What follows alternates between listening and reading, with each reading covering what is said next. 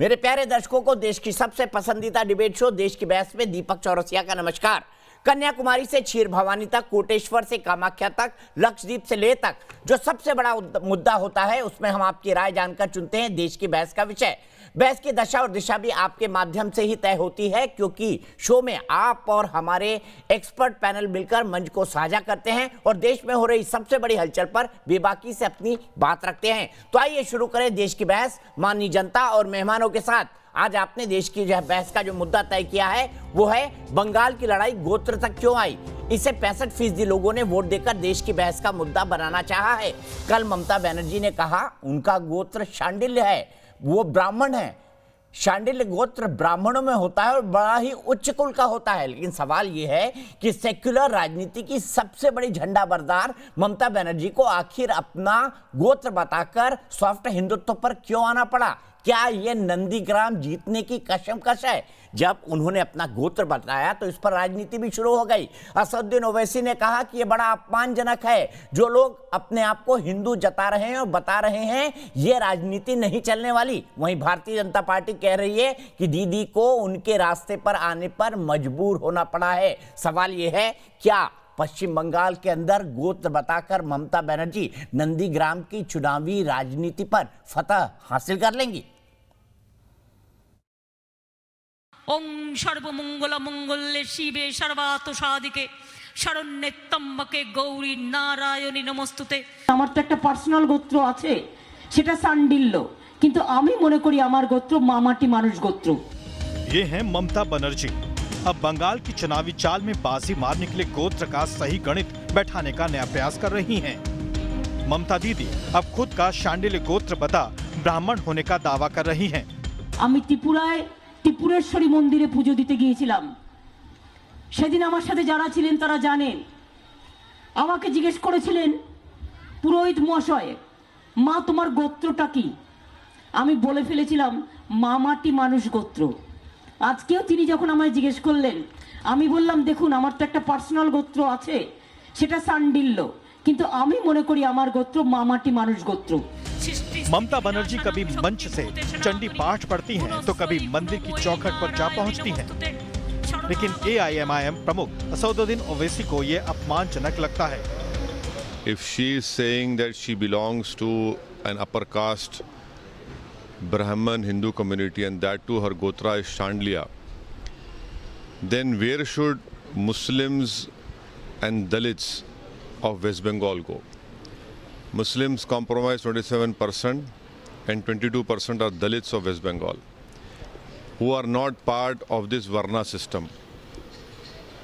That is why I condemn her statement.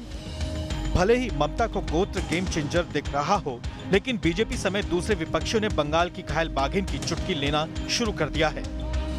जब आदमी performance में जीरो होता है तो पंगे में हीरो बन जाता है, और पश्चिम बंगाल में तृणमूल कांग्रेस और उनकी नेता की स्थिति यही है कि परफॉर्मेंस में जीरो है, पंगे में hero. Competitive communalism, who is more communal, that competition is going on between BJP and Mamata.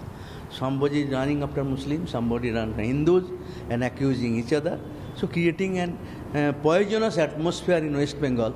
गौरतलब है कि कांग्रेस के राहुल गांधी भी अपना गोत्र दत्तात्रेय बताकर और जनेऊधारी होकर चुनावी गणित अपने पक्ष में करने का प्रयास करते रहे हैं। अब भी वो मंदिर ही जा रहे हैं, इसलिए अब बीजेपी को उन पर भी पलटवार करने का मौका मिला है। न इनका गोत्र शांडिल है, न राहुल का गोत्र दत्तात्रेय और कौंडिल है। ये लोग सीजनल वोटर भगवान वाले हैं, इनका गोत्र असल है वोटर भगवान। देश की बहस में बंगाल की राजनीति में गोत्र के गणित पर चर्चा हो रही है। मंदिर जाना, मंत्र पढ़ना, मंच से चुनाव जीतने के लिए चंडी पाठ पढ़ना और राम नाम जपना अब बंगाल की चुनावी राजनीति में पहले से ज्यादा देखे जा सकते हैं।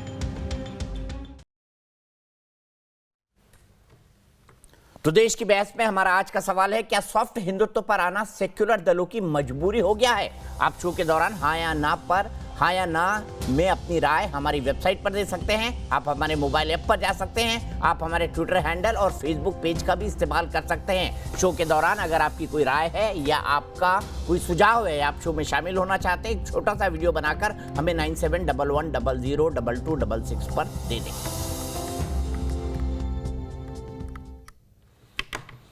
तो गिरिराज सिंह भारतीय जनता पार्टी के फायर ब्रांड नेता, वो इकलौते ऐसे नेता हैं जो ट्विटर पर अपने इंट्रो में अपना गोत्र भी लिखते हैं, गिरिराज सिंह शांडिल्य। आज ममता बनर्जी पर सबसे पहला हमला उन्होंने किया। हम बहस की शुरुआत करेंगे। सबसे पहले मैं अपने गेस्ट बता दूं, उसके बाद गिरिराज सिंह के पास चलेंगे लाइव, उनसे कुछ सवाल पूछने के आखिरकार ममता बनर्जी पर हमला करने की जरूरत उन्हें क्यों पड़ी। मेरे साथ मानव जायसवाल जी जुड़ गए हैं जो कि तृणमूल कांग्रेस के प्रवक्ता हैं। मेरे साथ आचार्य विक्रमादित्य हैं जो कि हिंदू धर्मगुरु हैं। मेरे साथ सतीश प्रकाश जी हैं जो कि एक प्रोफेसर है, राजनीतिक विश्लेषक है और दलित चिंतक भी हैं। लेकिन सबसे पहले गिरिराज सिंह जी के पास चलते हैं। गिरिराज सिंह जी, पहले ये बताइए, आप सबसे पहले मुझे बताइए, आप अपना गोत्र शांडिल्य लिखते हैं, क्या ममता बनर्जी हिंदू कार्ड खेलकर बीजेपी को नुकसान पहुंचा रही हैं, इसीलिए आप ये बातें कर रहे हैं, ममता पर अटैक कर रहे हैं?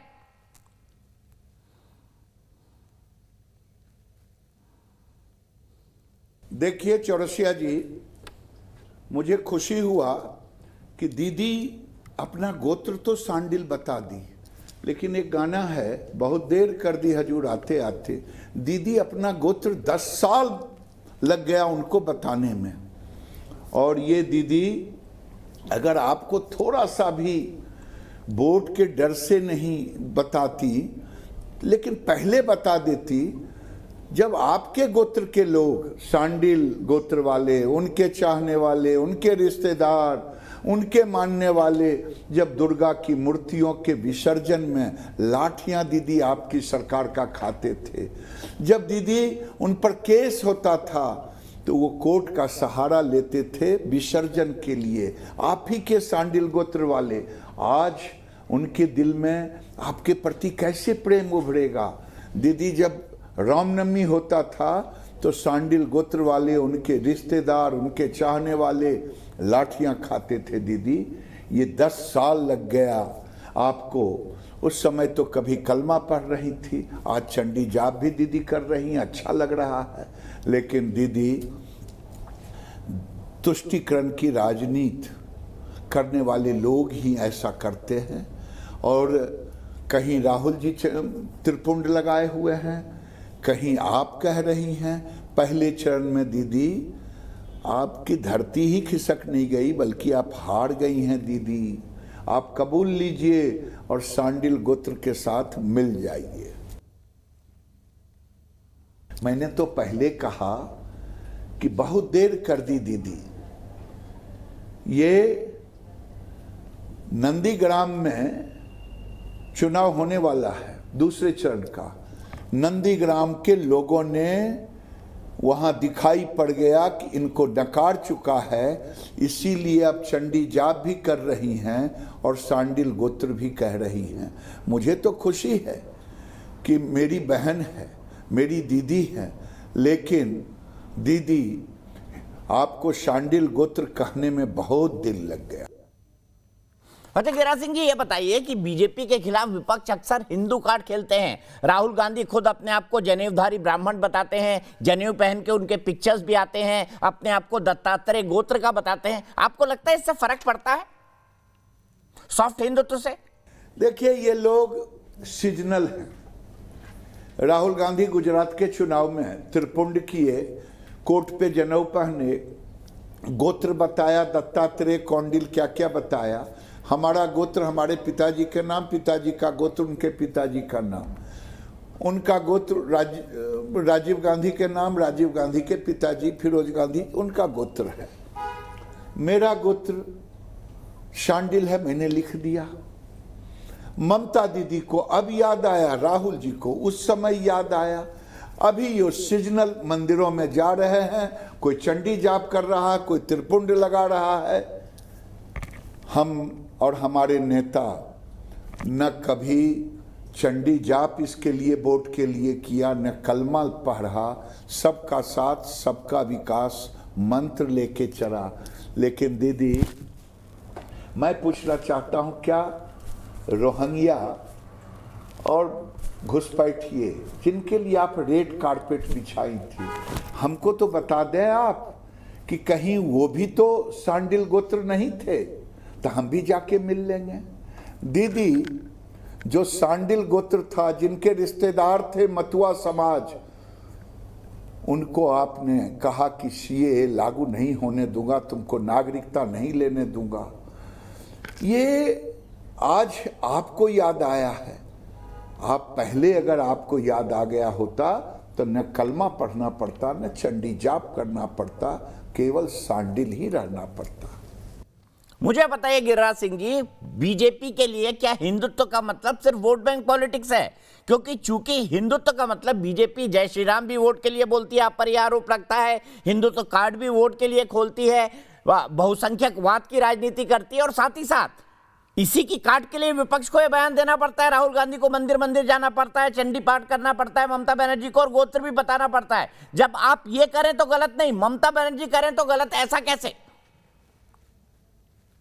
नहीं चौरसिया जी, कभी हमने हिंदू का कार्ड नहीं खेला और न कभी मुसलमान का कार्ड खेला। तुष्टीकरण की राजनीति भारतीय जनता पार्टी नहीं करती है। हम तो सर्वे भवन्तु सुखिनः सर्वे सन्तु निरामय, वसुधैव कुटुम्बकम, सबका साथ सबका विकास करते हैं। जो लोग करते हैं वो राहुल जी से पूछे, वो उनके पूरे खानदान से पूछे, ममता दीदी से पूछे। हम कभी तुष्टीकरण की राजनीति नहीं करते।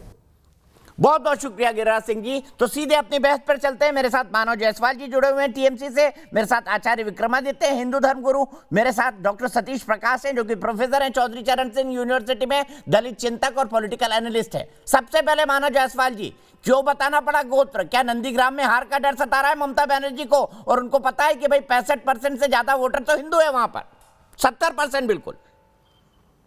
सो पहले तो सभी को नमस्कार। गिरिराज जी बहुत बड़े हमारे प्रसिद्ध व्यक्ति हैं देश के, उनको भी बहुत बहुत नमस्कार, और दीपक जी आपको भी बहुत बहुत नमस्कार। सर बहरहाल जो बात है दीदी का गोत्र का, सर विकिपीडिया में सब चीज अवेलेबल है, और वो शांडिल्य गोत्र जन्म से है, उनका वो चॉइस नहीं है। अगर उनके पास चॉइस होता तो वो माँ माटी मानुष का ही गोत्र संबोधित करती है। बताया क्यों मानव जी, बताया क्यों? अगर विकिपीडिया पर अवेलेबल है तो मंच से बताने की क्या जरूरत थी? नंदीग्राम के चुनाव के 2 दिन पहले बोलती विकिपीडिया पर जाकर देख लें।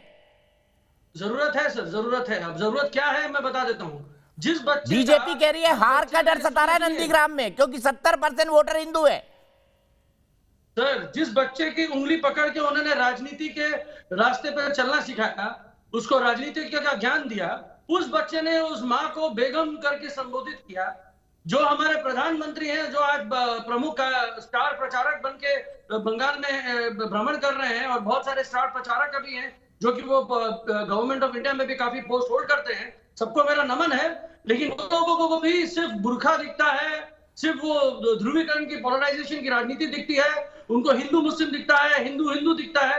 तो दीदी ने एक बात सिद्ध कर दिया कि भाई हम हर धर्म को मानते हैं। मैं ब्राह्मण हूं, मैं शांडिल्य गोत्र की हूं, और आपका जो टेरिटरी है, आपका जो पिच है, भाई हम उस पर भी खेलने के लिए तैयार है। खेला होवे, और वो खेला इसलिए है क्योंकि हम स्पर्धा चाहते थे, हम बराबरी का स्पर्धा चाहते थे। और आपके लिए बराबरी धर्म है, हमारे लिए कर्म है। पहले हम कर्म की राजनीति की बात करें तो आप धर्म में चले जाते थे। जब हमने बोला कि हम धर्म से ये हैं, तो अब आप उल्टी गंगा बहा रहे हैं। तो तकलीफ आपको ये है कि भैया दीदी ने क्यों बोला कि वो हिंदू है और वो शांडिल्य है और ब्राह्मण है। तकलीफ बीजेपी को इसलिए है क्योंकि बीजेपी के पास और कोई कार्ड है नहीं, क्योंकि उनके पास तो ये, और सुनिए, हम वर्किंग हॉलिडे पॉलिटिशियन नहीं है। मतलब आपको बीजेपी की पिच पर खेलने पर मजबूर होना पड़ा मानव जायसवाल, आपको बीजेपी की पिच पर खेलने के लिए मजबूर होना पड़ा। बीजेपी ने मजबूर कर दिया दीदी को, जो सेक्युलर की सबसे बड़ी जनता बरदार थी, जिनका 2016 का पोस्टर याद है मुझे, वो इबादत करते हुए सर पर ऐसा बांधा हुआ जैसा नमाज पढ़ते वक्त बांधा जाता है, और इबादत करते हुए फोटो पूरे कोलकाता में लगे थे 2016 में। सर मैं बता देता हूं आपको, मैं बता दूं आपको, वो ईद का समय था। और सर मैं बता दूं आपको, शायद याद होगा सर, आप भी एक हिंदू है, मैं भी हूं। हमारी बहू बेटियां जब मंदिरों में जाती हैं और जब पूजा पाठ होता है तो वो चुनरी और दुपट्टा ओढ़ती हैं। जब वैसे नहीं ओढ़ती जैसे ममता बनर्जी का 2016 में फोटो लगा था, हाँ, लगा वैसे मुस्लिम महिलाएं ओढ़ती हैं। सर उनके बहुत सारे सूचित अरे हैं, सर, दुर्गा बहुत पूजा प्रेमी हैं वाला उनके। कोई फोटो लगा देते मानो भाई, आप पर बीजेपी आरोप लगाती है कि दुर्गा पूजा सर- के लिए तो लोगों को जाना पड़ता है सर- कोर्ट, लेकिन मोहर्रम के सर, जुलूस के बीजेपी लिए के हर पास- फैसिलिटी दी जाती है। नहीं सर, बीजेपी के पास एक अजीब सी दूरबीन है सर, उनको दूर का और पास का दोनों ही नहीं दिखता है, वो बीन वाली दूरबीन है, सिर्फ बीन बजाते हैं। और मैं आपको बता दूं सर, दुर्गा पूजा, सर आपको आइडिया नहीं है सर, कुछ दिन बताइए बंगाल में आपको नवरात्रा और दुर्गा पूजा में पता चल जाएगा कि भैया जिस तरीके से दीदी पद यात्रा करते करते पूरे साउथ कैलकाटा के हर दुर्गा पूजा में जाती हैं, नॉर्थ कैलकाटा के हर दुर्गा पूजा में जाती हैं, नवरात्रा में उनके घर में दुर्गा पूजा होता है, काली पूजा होता है, तो सर तकलीफ क्या है? हम इसका प्रसार नहीं करते क्योंकि हमको वो दूरबीन नहीं दिखती है, हमको लोगों का मन लेकिन दिखता ईद है, का लोगों प्रसार जरूर साथ करते हैं, दिखता कोई है। बात नहीं मानव जी, मैं आपको बिल्कुल नहीं दोष सर, नहीं हर करता, कुछ लेकिन करते हैं, ईद के हर फोटो कुछ का करते हैं। प्रसार जरूर करते हैं आप, ईद के फोटो का प्रचार नहीं प्रसार करती करते है। हैं। आचार्य और विक्रमादित्य नहीं के पास करती है। चलता हूँ, आचार्य विक्रमादित्य गोत्र बताने की जरूरत क्यों पड़ी, आपका क्या विश्लेषण है? देखिए, गोत्र बताने की जरूरत पर जो पड़ी, जो समझ में आता है कि जिस प्रकार से वो बैकफुट पे आ गई हैं, मुझे लगता है कुछ आ गई हैं थोड़ी सी, जिस प्रकार से राजनीति चल रही है और जिस प्रकार की राजनीति उन्होंने कई सालों से खेली, तो वास्तविक तौर पे जिस प्रकार से जनेऊ पहनने की जरूरत पड़ गई थी कुछ दिन पहले कोर्ट के ऊपर, आज उसी प्रकार से गोत्र बताने की जरूरत पड़ गई। जब राम जय श्री राम बोलने वालों की जबान खिंचवाने की बात कर रही थी, जेल में डलवाने की बात कर रही थी, तब इनको दिक्कत नहीं हुई, तब राम याद नहीं आए। जब यहां पर भगवा को, हिंदुओं को बलात्कारी बता रहे थे, तब दीदी को कोई याद नहीं आया कि वो भी हिंदू है, कि उनमें राम का अपमान होता है। तब कहां चली गई थी दीदी?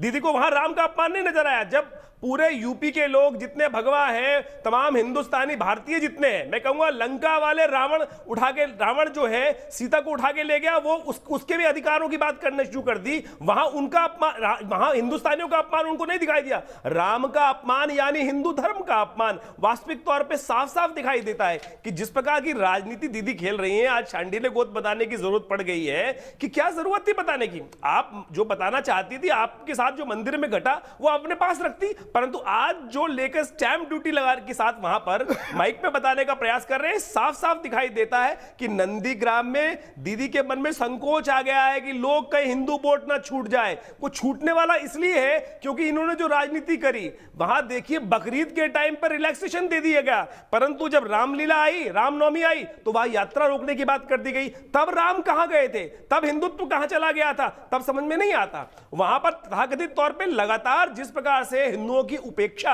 पिछले करीब करीब काफी लंबे समय से चल रही है, और आखिरी में डुगडुगी बजाने के लिए जिस प्रकार की राजनीति हिंदुस्तान में पिछले 70 साल से खेली जा रही थी, वही राजनीति आज खेलने का दीदी प्रयास कर रही हैं। हर मानुष को समझ में आ रहा है, मानुष बहुत सीधा साधा है, लेकिन उसको भी समझ में आती है हिंदू के क्या खेल खेले जा रहे हैं, किस प्रकार से बरगलाने का प्रयास किया जा रहा है। मैं सीधे मानव जायसवाल के पास चलता हूं। मानव जायसवाल जी, क्या आपको लगता है शांडिल्य गोत्र बताने के बाद जो 70% है हिंदू, उसके कुछ वोट नंदीग्राम में दीदी को मिल जाएंगे? कॉन्फिडेंट है वो आप इस बात को लेकर? सर देखिए नंदीग्राम का जहां तक सवाल है सर, क्योंकि वहां पर नंदीग्राम में कल 2 जगह ऐसी थी जहां पर दीदी का काफिला जब गुजर रहा था तो उनका विरोध करने के लिए जय श्री राम बोला गया, क्योंकि सुभाष चंद्र बोस के कार्यक्रम में जय श्री राम बोलने पर उन्होंने आपत्ति जताई थी और बिना भाषण दिए मंच से उतर गई थी। उनको विरोध करने के लिए जय श्री राम नंदीग्राम में 2 जगह बोला गया, उसके बाद उन्होंने गोत्र बताया है। नहीं सर, आपके सामने गुरुजन बैठे हैं, तो सर मैं जब से छोटा था सर, तो हमारी दादी जी और दादी जी लोग जब जाप करती तो जय सिया राम बोलती थी।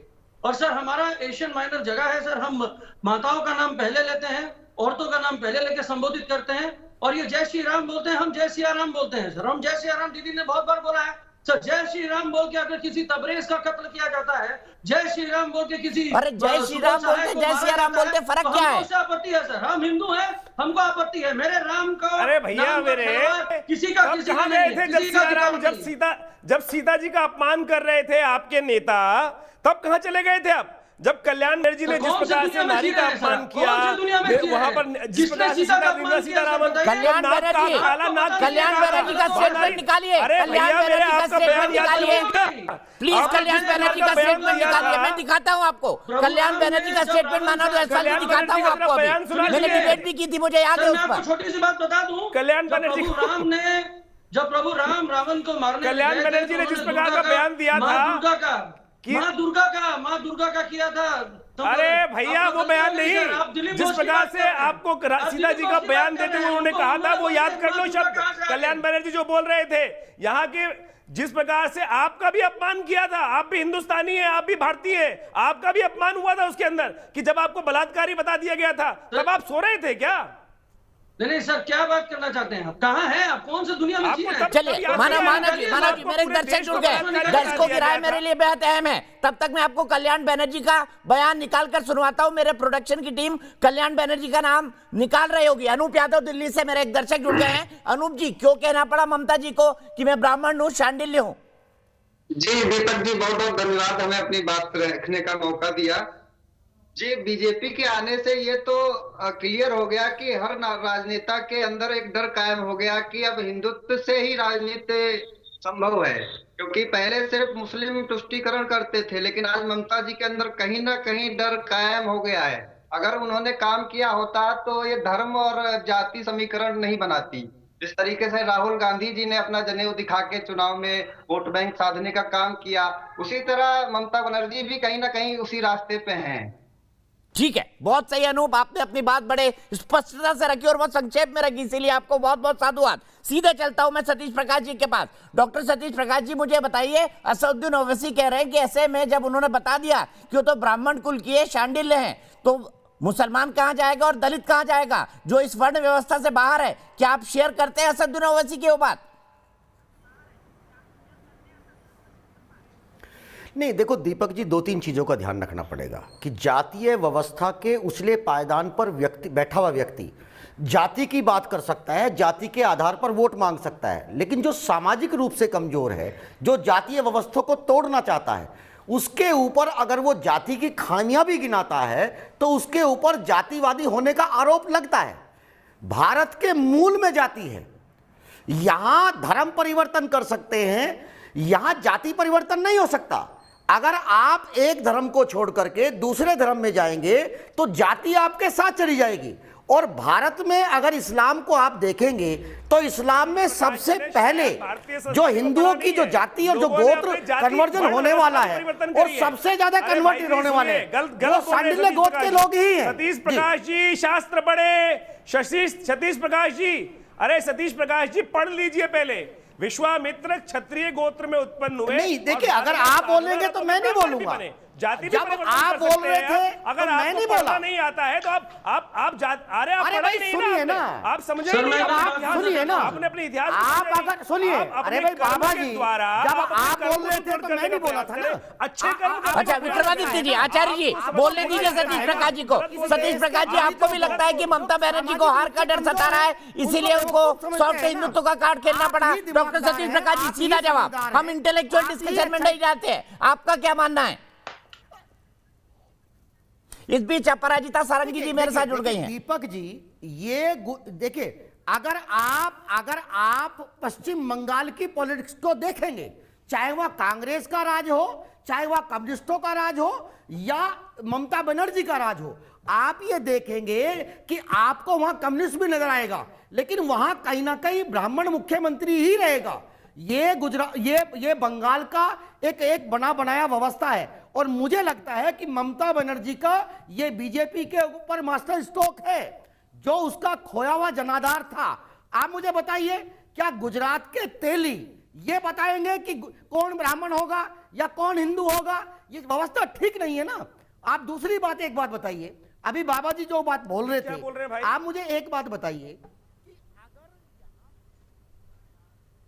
जब उनके ऊपर रोज ही हमले हो रहे थे, उनके ऊपर उनको जबरदस्ती, अभी सुनिए, अरे भाई सुनिए, ममता बनर्जी ब्राह्मण है ना, आप सर्टिफिकेट देंगे क्या? मैं सर्टिफिकेट दूंगा।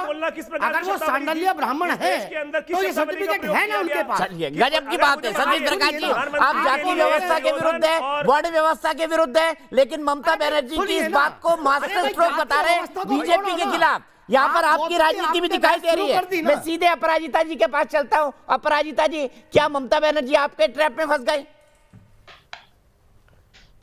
मेरा नमस्कार। मैंने आप सबको सुना। मुझे यह कहने में कोई संकोच नहीं है कि बंगाल के राजनीतिक रंगमंच पर अगर सबसे ज्यादा रंग बदलने वाला कोई किरदार है तो वह ममता दीदी का किरदार है। चुनाव जीतने और वोट पाने के लिए जितने भी हथकंडे अपनाए जाने चाहिए वो कोशिश कर रही है सारे हथकंडों को अपनाने की। पहले आपको याद होगा कि जब आदरणीय प्रधानमंत्री जी कलकत्ता गए थे, जो सबसे बड़े संवैधानिक पद के ऊपर बैठे हैं, सभा में पिछले लोकसभा हमारे आदरणीय प्रधानमंत्री जी का एक तरह से अपमान किया। अगर अपनी जात का ढिंढोरा पीटते हैं, अगर आज ममता बनर्जी ने अपना गोत याद दिला दिया तो इसमें कठिनाई नहीं होनी चाहिए। सर, आप जातीय और वर्ण व्यवस्था के खिलाफ है और ममता बनर्जी के गोत्र को याद दिलाने को आप अच्छा कदम बता रहे हैं। मुझे आश्चर्य लग रहा है सतीश प्रकाश जी, बीजेपी के विरोध के लिए आप किस हद तक जा सकते हैं? अपराजिता जी अपनी बात करिए, कहने दीजिए। अपराजिता जी आपका वीडियो चला गया था, आप कंक्लूड करिए अपनी बात। देश के प्रधानमंत्री ने शांडिल्य ब्राह्मण कुलीन ब्राह्मण होते हैं, उत्तर प्रदेश के कन्नौज शहर से ये आते हैं। ममता बनर्जी जी कुलीन ब्राह्मण है, शांडिल्य गोत्र वाली है और इन्हें 10 साल लगे इस बात को कहने में, आखिरकार कह दिया। और अब मैं आपको बता दूं कि इन्हें कुछ भी हक नहीं है भारतीय जनता पार्टी के लोगों को या फिर अन्य लोगों को ये कहने का कि सब बाहरी हैं और ये घर की हैं। ये कहना तो वो छोड़ दे। और देखिए, अभी हिंदुत्व कार्ड खेल रही हैं, हर जगह जाकर कभी सरस्वती पाठ कर रही हैं, कभी चंडी पाठ कर रही हैं, हर एक मंदिर में जाकर मत्थे टेक रही हैं। तो करेंगी क्या? जानती हैं सामने क्या लिखा हुआ है, सामने उनकी हार लिखी हुई है और देश में व्यवस्था परिवर्तन नहीं हुआ। जानती है कि जिस तरह भारतीय जनता पार्टी अपना होमवर्क करके, अथक परिश्रम करके और योजनाबद्ध तरीके से लोगों के बीच में जा रही है, हमारे नेतागण लोगों के साथ घुल मिल रहे हैं और जिस तरह का रेस्पॉन्स, जिस तरह की प्रतिक्रिया हमें मिल रही है और जिस तरह का वोटिंग परसेंटेज है, मुझे लगता है ममता बनर्जी जी जानती हैं आगे क्या होने वाला है। तो आप 2 मैं सीधे मानव जायसवाल जी के पास चलता हूँ। मानव जायसवाल जी, कुछ ही मिनटों में मैं आपको कल्याण बनर्जी के वो स्टेटमेंट को सुनाने वाला हूं जहां पर उन्होंने मां सीता का अपमान किया था। तब तो वो अपने आप को सेक्युलर दिखाना चाहते थे, लेकिन ममता बनर्जी अब सॉफ्ट हिंदुत्व का कार्ड क्यों खेल रही है नंदीग्राम के अंदर? क्या उनको लग रहा है, अब रिग्रेट कर रही है टीएमसी की ममता बनर्जी नंदीग्राम से चुनाव लड़ रही है? मुझे ऐसा लग रहा है, क्योंकि ममता जी, वरना जितना मैं उनको व्यक्तिगत तौर पे जानता हूं, शायद आप मुझसे बेहतर उनको ना जानते हो, मैं उनको 1993 से बहुत व्यक्तिगत तौर पे जानता हूं, वरना ममता बनर्जी जी अपना गोत्र कभी ना बताती। सर, मैं आपको पहले से बता दूं, सर आप शायद दीदी को बहुत पहले से जानते हैं, मैं जानता हूं कि आप बहुत सीनियर जर्नलिस्ट हैं। जहां तक बात है सर, हमने अपने कर्म का जितना भी निर्वाह करना था हमने किया है। हमने द्वारे जाके हर वो कार्य का जो हमने निर्वाह किया है पिछले 10 सालों में हमने बताया है। दूसरी बात है सर, हमें ऑलरेडी एक उन्नयन में वाहित हो चुके थे, उन्नयन की गति में हमारी अच्छी चल रही थी। 2016 और 2017 में जो भवंडर हमारे बीजेपी गवर्नमेंट ने जो किया, डिमोनेटाइजेशन रात को 12 बजे, जीएसटी रात को 12 बजे और 500,000 बार संशोधन किया, इनके लिए गिनी पिग है। इंडिया तो इनके लिए गिनी पिग हो गया, जो एक्सपेरिमेंट करना है कर लो। दूसरी बात सर, मैं मैडम की बातों से काफी दुखित हूं कि उनको प्रॉब्लम क्या है कि भैया किसी ने अगर अपना हिंदू जता दिया कि हम हिंदू हैं, हम फलाना गोत्र से हैं, इनको प्रॉब्लम क्यों मची है? क्यों मची? इसलिए है कि भैया यही तो हमारे पास एक टूल थी, हमने तो कोई काम किया नहीं। हमने नौकरियां देने की बात करी, हमने नौकरियां लोगों की ले ली। हमने लोगों को स्वास्थ्य देने की बात करी तो हमने लोगों को कोरोना में पैदल चलवा दिया कि भैया घर जाते जाते आप चले जाएं। ये सब तो काम हुआ है सर। आप एक्सपेरिमेंट की बात कर रहे हैं सर, हम बताते हैं सर हमने क्या किया है। हमने हर वो कार्य का निर्वाह किया है और इनके जिन्होंने उंगली पकड़ के राजनीति सीखी वो आज के बोलते हैं कि भैया आप। लेकिन मानव जायसवाल जी, मैं आपसे एग्री करता हूँ, अगर आपने 10 साल इतना ही काम किया होता तो आपको गोत्र बताने की जरूरत ना पड़ती, लोग घर आके आपको वोट करते। अगर आपने 10 साल इतना ही काम किया होता तो आपको गोत्र बताने की जरूरत नहीं पड़ती, आपको काम के नाम पर वोट मिल जाते। सुप्रिया श्रीनेत जी जुड़ गई है मेरे साथ, कांग्रेस की राष्ट्रीय प्रवक्ता हैं। सुप्रिया जी, मैं सीधे आपके पास आऊंगा और जानना चाहूंगा, राहुल गांधी भी सॉफ्ट हिंदुत्व पर चले गए, क्या भारतीय जनता पार्टी ने सभी सेक्युलर धर्मनिरपेक्ष शब्द को अब राजनीति के शब्दकोश से खत्म कर दिया है और राहुल गांधी से लेकर ममता बनर्जी सबको सॉफ्ट हिंदुत्व पर आने पर मजबूर कर दिया है? क्योंकि राहुल जी आज कामाख्या टेम्पल भी गए थे। ये हिंदू नहीं सर, जैसे मोदी जी जाते हैं केदारनाथ, ये बताइए। ये हिंदू धर्म जो है वो सर्वधर्म संभाव चलाता है। ये हिंदू धर्म जो है हमसे कहता है, मैं बोल रही हूँ रुक जाइए, ये हिंदू धर्म हमें सिखाता है कि आप जब कोई भी अनुष्ठान होता है, जब तक शांति यज्ञ नहीं होता है, वनस्पति शांति, पृथ्वी शांति, ग्रह शांति, हम एनिमेट और इनएनिमेट, जीवित और अजीवित हर चीज की शांति की प्रार्थना करते हैं। क्या मंदिर जाना सिर्फ बीजेपी के ढोंगी हिंदुओं का है? मुझे इस बात का जवाब दीजिए। क्या हिंदू धर्म के जो ढोंगी हिंदू ठेकेदार बने हुए वो डिसाइड करेंगे कौन मंदिर जा सकता है, कौन नहीं जा सकता? मैं भी असम गई थी प्रचार करने के लिए, मैं हिंदू धर्म के उपासक हूं, मैं कामाख्या देवी के मंदिर गई, और ये किस मुंह से इस बारे में बात करते हैं? इन्होंने तो बंगाल में देवी जी को, दुर्गा देवी को रामचंद्र जी से लड़ा मारा। ये तो वो लोग हैं जिन्होंने दुर्गा देवी के अस्तित्व को ही ललकार दिया। पूछा ये कहां से आई है किसी को पता नहीं। ये तो वो लोग हैं जो लड़कियां, जो शक्ति स्वरूप होती है देवी का, उनका तिरस्कार करते हैं। जब उनका रेप होता है तो उनको कौन संरक्षण देता है? भाजपा वाले, भाजपा के एमएलए उसमें लिप्त होते हैं। योगी आदित्यनाथ जी, आज मैं लखनऊ में हूँ, ललकार के उनसे पूछती हूँ, आप जाके बाकी प्रदेशों में महिलाएं की बात करते हैं? आपके प्रदेश में महिलाओं के साथ खुला बलात्कार होता है, एक औरत का रेप हो जाता है अपने पति के सामने और आपके मुंह पर चुप्पी बंदी रहती है। हाथरस के मामले में आप लड़की का चरित्र हनन करते हैं, आप देवी के स्वरूप को इतना बर्बाद कर देते हैं, और आप आए हैं हमें देवी की उपासना सिखाने वाले। आप वो लोग हैं जो रामचंद्र जी और देवी दुर्गा को लड़ाते हैं। आप किस तरह के ढोंगी हिंदू हैं हमें पता है। हमें आपसे हिंदुत्व पे सर्टिफिकेट नहीं चाहिए। हिंदुत्व वो धर्म है जो शांति सिखाता है। ये सिर्फ अशांति और विभाजन की बात करते हैं, ये वो ढोंगी हिंदू हैं। इनसे हिंदुओं का सर्टिफिकेट नहीं चाहिए किसी को। ठीक है सुप्रिया जी, मैं आऊंगा, ये भी पूछूंगा कि फिर राम को काल्पनिक बताने की एक एफिडेविट में सुप्रीम कोर्ट के अंदर कांग्रेस यूपीए सरकार को क्या जरूरत थी? लेकिन आपके ढोंगी हिंदुत्व वाले सवाल को सबसे पहले मैं अपराजिता जी के पास ले जाना चाहूंगा। अपराजिता जी, भारतीय जनता पार्टी के तमाम नेता ढोंगी हिंदू है, यह आरोप है कांग्रेस का। प्रवक्ता के वक्तव्यों को सुन रही थी, मुझे लगता है इन हास्यास्पद बातचीत पर मैं क्या कहूं। देखिए, ऐसा है कि कांग्रेस हो या टीएमसी हो या लेफ्ट हो, खिसियानी बिल्ली खंभा नोचे, जानते हैं 2 मई को क्या होने वाला है। परिणाम इनके सामने है। भारतीय जनता पार्टी के पास रणनीति है, योजनाबद्ध तरीके से लोगों के साथ मिलकर काम कर रहे हैं और हमारी जीत निश्चित है। और इस स्थिति में कांग्रेस क्या कहेगी? कुछ तो कहना है। कहते हैं ना, कुछ तो लोग कहेंगे, लोगों का काम है कहना। तो अब कांग्रेस की तो ये स्थिति है, राजनीतिक जमीन खो चुके हैं। और देखिए, मैं आपको बता दूं, ये गोत्र फिल्म के डायरेक्टर हैं प्रशांत किशोर जी। राहुल साहब की तो इन्होंने उत्तर प्रदेश में खटिया खड़ी कर दी है, और अब यहाँ वेस्ट बंगाल में ये हमारी ममता बनर्जी जी की भी खटिया खड़ी करने वाले हैं। तो मुझे लगता है कि अभी राहुल गांधी हो या फिर हमारी ममता दीदी हो, ये लोग जा जाकर हर एक मंदिर में मत्था टेक रहे हैं। और इसलिए कि हिंदुओं का वोट आकर्षित करना, मैं आपको बता दूं कि भारतीय जनता पार्टी किसी भी स्थिति में तुष्टीकरण की राजनीति नहीं करती है। We do not practice the policy of appeasement. हमारे लिए सबका साथ, सबका विकास और सबका विश्वास हमारा मंत्र है और अब उसमें विश्वास करते हैं। हम सबके लिए काम करते हैं और जितने भी सरकारी कार्यक्रम आप देख लीजिए, सरकारी कार्यक्रम उज्ज्वला गैस का हो या फिर प्रधानमंत्री आवास योजना हो या फिर कोई भी इंश्योरेंस स्कीम हो, जो भी स्कीम हो, ये सबके लिए है। दल मत निर्विशेष, ठीक है, ठीक है, हमारे सारे स्कीम सबके लिए है। हम ठीक है। सुप्रिया जी, मैं आपसे एक सवाल पूछना चाहता हूँ। आज सुबह से भारतीय जनता पार्टी के तमाम नेता, जिसमें गिरिराज सिंह जी सबसे आगे थे, बार बार ये बात कह रहे थे कि राहुल जी ने गुजरात चुनाव के वक्त अपना गोत्र दत्तात्रेय बताया, जो कौल ब्राह्मणों का होता है, जबकि उनका गोत्र तो उनको पिताजी फिरोज गांधी से शुरू होना चाहिए। तो वो दत्तात्रेय कौल गोत्र के कैसे हो सकते हैं? ये उनकी गलत बयानी है। क्या कहेंगी आप उनके इन राजनीतिक आरोपों पर?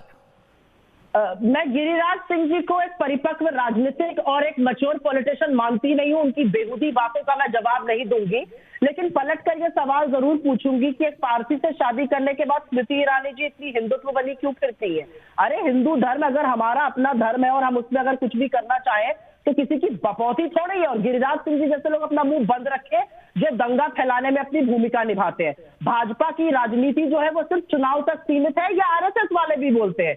इनका धर्म चुनाव जीतना होता है, इनका किसी का साथ किसी का विकास नहीं है। अगर इतने ही हिंदुओं के हितैषी थे तो मैं एक सवाल पूछना चाहती हूँ, कितने हिंदुओं को उन्होंने नौकरी दे दी? हिंदुओं को लाकर कटघरे में खड़ा कर दिया है। आज बेरोजगारी हमारे देश में चरम सीमा पर है, अर्थव्यवस्था खत्म हो गई है। मैं आपके बीच में नहीं बोली थी madam, please maintain the decorum. मैं आपके बीच में नहीं बोली थी, बोलिए। हाँ, मैं आपके बीच में नहीं बोली थी। अब आप मेरी बात सुनिए, मैंने आपका प्रवचन सुना था। मैं सिर्फ ये पूछना चाहती हूँ कि इन्होंने किसका विकास किया है? आज देश में बेरोजगारी बढ़ी हुई है, आज देश में अर्थव्यवस्था चौपट है। 7 साल में इन्होंने पेट्रोल का दाम 100 से पार करा दिया है। गैस के सिलेंडर जो है वो 850 900 में मिल रहे हैं। इन्होंने कंट्रोल प्राइस को मार्केट प्राइस एक कर दिया है, सब्सिडी खत्म कर दी गैस के सिलेंडर पे। मैडम आपको पता है ना कि 14 करोड़ उज्ज्वला सिलेंडर रिफिल ही नहीं हो रहे इस देश में, और आप डींगे हाँक रहे हैं आप लोग यहाँ पर बैठकर। आज देश का युवा आपकी ओर देख रहा है। 7 साल से आपको उसने मैंडेट दिया हुआ है, किसको आपने नौकरी दी है बताइए? बंगाल जाकर भाजपा कहती है हम हर घर के एक व्यक्ति को सरकारी नौकरी देंगे। आपने इस देश में कितने लोगों को 7 साल में सरकारी नौकरी दी है जो आप बंगाल में जाकर? अच्छा सुप्रिया जी, मैं आपकी सब बात से एग्री करता हूँ। आप ये राजनीतिक आरोप लगा सकती हैं। आप 7 साल की बात कर रही हैं, लेकिन 5 साल के बाद इन्हीं को उसी जनता ने 303 सीटों के साथ जिताया। इसका क्या तर्क है आपके पास? अगर ये इतने गलत थे, अगर ये इतने खराब थे, अगर इन्होंने बेरोजगारी फैलाई, अगर इन्होंने बर्बादी किया, अगर इन्होंने विभाजनकारी राजनीति की, तो 303 सीटों के साथ, क्योंकि आप लगातार 7 साल की बात कर रही है, 303 सीटों के साथ बीजेपी आ कैसे गई? क्या है इनके पास ऐसा जादू जो 303 सीटों के साथ आ गई? जादू नहीं है इनके पास। 2 चीजें है, इनके पास जबरदस्त पैसा है और एजेंसी से बढ़िया काम करते हैं।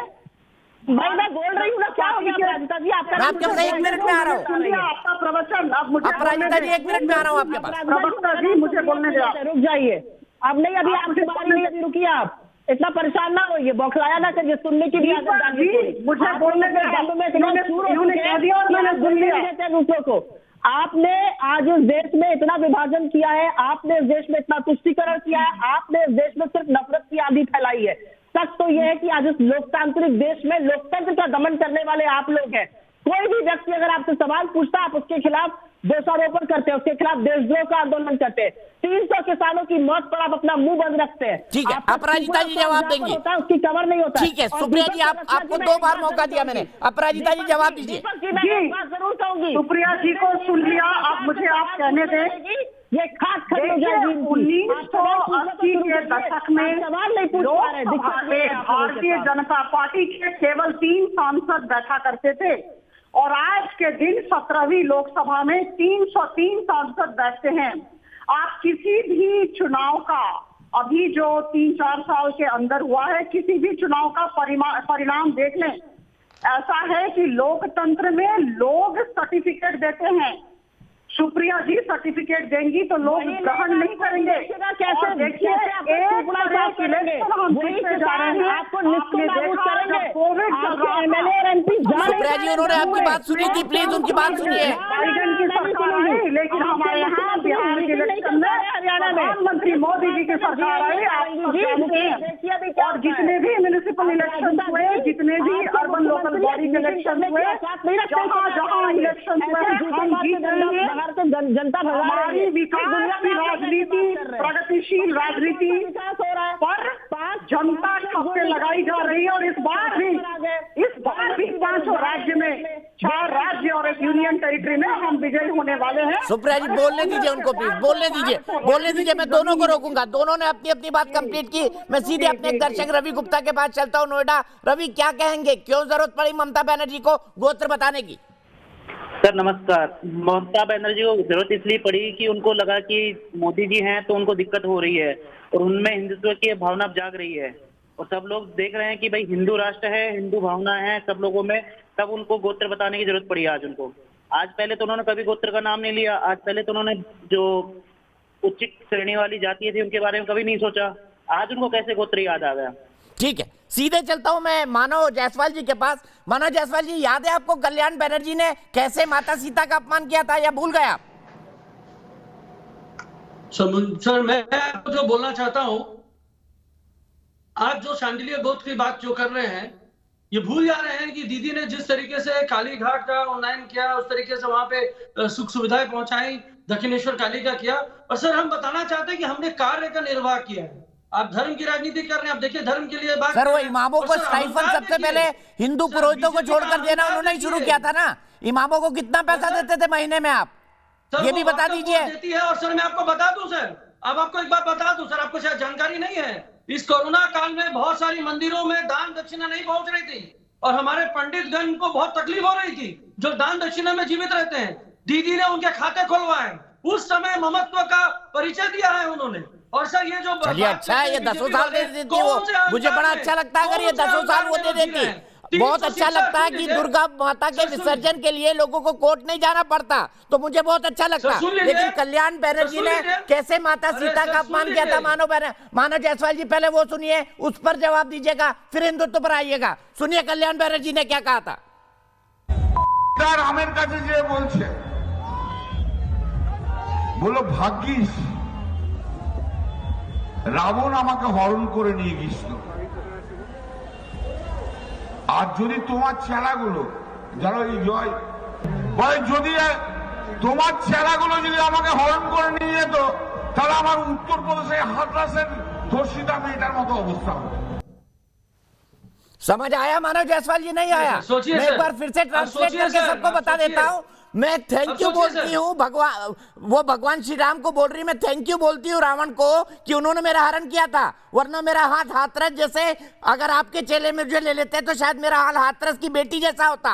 ये क्या बयान है देने के लिए? मुझे बताइए मानव जायसवाल जी, क्या माता सीता को इस तरह से कंपेयर किया जाएगा किसी एक पॉलिटिकल इंसिडेंट से या किसी एक इंसिडेंट से, जो चाहे फॉर्चुनेट हो या अनफॉर्चुनेट? जवाब दीजिए इस बात का। सर मैं आपको बताना चाहता हूं सर, माता सीता का नाम हमने शुरू किया जय सिया राम बोल के, सीता माता सीता को याद हम करते हैं। और सर मैं बताना चाहता हूं, आज माता सीता अगर जीवित होती और अगर उनको अयोध्या जाने को होता तो उन्होंने सारे कुछ को त्याग कर दिया होता, क्योंकि उस पृथ्वी पे, उस जमीन पे, उस भूमि पे कभी वो कदम नहीं रखती जहां एक बेटी का संहार होता है, जहां एक माँ को उसकी बेटी के शव नहीं दिए जाते। इसके लिए ये सिंबोलिज्म चली थी सर। और इनको मैं तो मैं एक बार फिर से सुन रहा हूँ मानव जायसवाल जी, आपका ये जो भाषण है ये कल्याण बैनर्जी के बयान पर फिट नहीं बैठता। कल्याण बैनर्जी को एक बार फिर से सुनवा दीजिए, यही बोला है, सुनवा दीजिए, एक बार फिर से सुनवा दीजिए। मैं बताता हूँ सर, इसका अनुवाद करता हूँ सर। हाँ करिए, करिए अनुवाद करिए, बोलिए अनुवाद बोलिए। वो बंगाली में बोल रहे हैं, आप अनुवाद करते जाइए, फिर मैं बताऊंगा गलत कहाँ है, क्योंकि बांग्ला मुझे भी आती है। मैं बता रहा हूँ, उन्होंने प्रभु राम को बोला कि शुक्र है कि मुझे रावण ने अपहरण किया था, अगर मेरे करती तो शायद मेरा वही हाल होता जो हाथरस में हुआ है महिला का, मेरा वही हाल होता जो उन्नाव में हुआ है। ये एक सिंबोलिज्म है कि माता सीता की व्यथा है, जहाँ पे वहाँ के मुख्यमंत्री जो योगी आदित्यनाथ हैं, जो वानर सेना की बात करते हैं, कल्याण बैनर्जी यही, कभी भी नहीं आया। माफ कीजिएगा इन शब्दों का इस्तेमाल कर लेता हूँ, कल्याण बैनर्जी यही प्रॉफिट के बारे में बोल के कंपेयर कर देते, फिर क्या होता कल्याण बैनर्जी का बताइए जरा। माता सीता को लेकर तो सिंबोलिज्म उन्होंने कर दिया, प्रॉफिट मोहम्मद को लेकर कर देते तब क्या होता बताइए ना। प्रॉफिट मोहम्मद को लेकर कर देते तो क्या होता? सर जो बात किया उसके बारे में जवाब दिया, मुझे बताइए ना। प्रॉफिट मोहम्मद, मैं सीधे आचार्य विक्रमादित्य के, अब जवाब नहीं है आपके पास। अगर यही प्रॉफिट मोहम्मद के बारे में बोल के कंपैरिजन करते थे तो क्या होता कल्याण बैनर्जी का? कितने फतवे निकलते हैं बताइए, मानव जायसवाल कितने फतवे निकलते हैं बताइए। दीपक जी आचार्य विक्रमादित्य जी, दीपक जी आप सही बात बोल रहे हैं, ये बिल्कुल अरे बंगाल का क्या हाल होता है हम देख चुके हैं, लगातार पूरे विश्व का क्या हाल हुआ। एक कार्टून छपने पर पूरे विश्व को जलाने की बात कर दी गई, हिंदुस्तान को हिलाने का प्रयास कर दिया गया। यदि कल्याण बैनर्जी ऐसा बोल देते, इसके साथ साथ मदन मित्रा याद होंगे आपको, मदन मित्रा ने एक और भयंकर बयान दिया था कि राम और सीता गौमांस खाते थे, तब आप कहां चले गए थे? तब आपका हिंदुत्व कहां चला गया था? आप लोग केवल जो समय समय पर रंग बदलते हैं ना, गिरगिट से भी ज्यादा रंग बदलने वाले लोग हैं। मुझे समझ नहीं आती, 30 साल तक ममता जी अपने गोत्र को छुपाए रखी कि वो ब्राह्मण भी है। कहां कौन सी दुनिया में रहते हैं सर, कहां रहते हैं? गोत्र याद आ गया सर, इनको बोलिए 30 साल तक। मैं सीधे डॉक्टर सतीश प्रकाश जी के पास चलता हूँ। सतीश प्रकाश जी, क्या ममता बनर्जी जब अपना कुल बता रही है, शांडिल्य बता रही है, ब्राह्मण बता रही है, आप तो वंश परंपरा, जाति परंपरा सबके विरुद्ध है, ऐसे में दलितों को वोट देना चाहिए ममता बनर्जी को या नहीं देना चाहिए? आपका क्या मानना है? असदुद्दीन ओवैसी कह रहे हैं तब दलित कहां जाएंगे? देखो मैंने सुनिए देखिए दीपक जी, ये कड़वी सच्चाई है, भारत के मूल में जाती है। लेकिन आज आपकी डिबेट को देख करके आज मुझे एक बात समझ में आ गई, अगले चरण का जब भी चुनाव होगा, अगर बीजेपी पश्चिम बंगाल के चुनाव में जय सिया राम के नारे लगाएगी तो टीएमसी कहीं ना कहीं जय परशुराम का भी नारा लगाएगी। देखिए इतिहास अपने आप को दोहरा रहा है। आज कहीं ना कहीं यह सच है कि राम राज के खिलाफ, उनके अत्याचारों के खिलाफ, क्षत्रियों के खिलाफ खड़े होने वाला कहीं ना कहीं परशुराम है। और 17 बार उन्होंने कहीं ना कहीं एक व्यवस्था को खत्म किया। आज उत्तर प्रदेश में वही हालात है। उत्तर प्रदेश का ब्राह्मण हम बंगाल की बात कर रहे हैं, कहाँ उत्तर प्रदेश पे आ गए? सतीश प्रकाश जी, आप भटकते बहुत हैं। ब्राह्मणों को मारा जा रहा है। देखिए सुनिए, आप भटकते बहुत हैं। पश्चिम बंगाल की बात कर रहे हैं, उत्तर प्रदेश के मुख्यमंत्री, और हम एक ब्राह्मण और शांडिल्य नेत्री की बात कर रहे हैं। बिना चिंता करे के पास जाकर भटकते बहुत हैं। नकुल कुमार हापुड़ से, नकुल ममता जी ने जो कहा है उस पर क्या कहेंगे आप?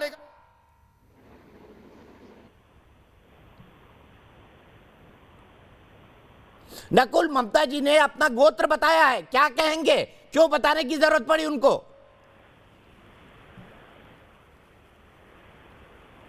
जी, सर्वप्रथम तो दीपक जी जय श्री राम आपको, क्योंकि यही हमारा सांस्कृतिक अभिवादन भी है।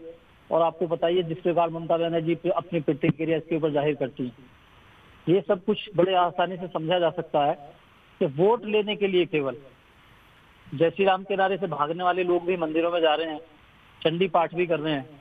ये वही लोग हैं जिन्होंने लगातार सीए का विरोध किया, 370 को हटाने का भी विरोध करा इन्होंने, रोहिंग्याओं को नागरिकता दी। आज वोट के लिए सब कुछ कर रहे हैं ये लोग। तो ये केवल इनकी हताशा है, और हिंदुओं के वोट लेने के लिए भी, उनका ध्रुवीकरण करने के लिए भी केवल ये।